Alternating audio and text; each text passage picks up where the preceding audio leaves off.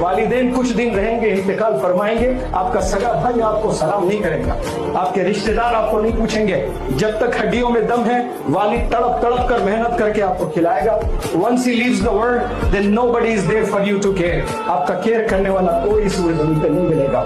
जब तक जिंदा है उनकी कदर करें, उनकी दुआएं लें, अपने आप को काबिल बनाएं, स्किल्स डेवलप करें, गुनाहों से बचें। इंशाअल्लाह आप लोग खूब तरक्की करेंगे। आपने शादी करना है कल, आपके बच्चे होंगे कल, उन्हें कौन कुरान सिखाएंगे?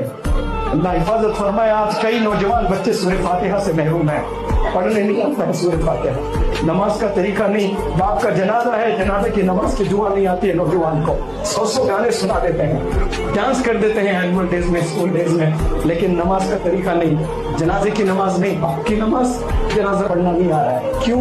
पेरेंटिंग भूल गए पेरेंट्स, इतने मशगूल हो गए, माँ भी टीवी में, बाप भी टीवी में, सब लोग फोन्स में लगे हैं।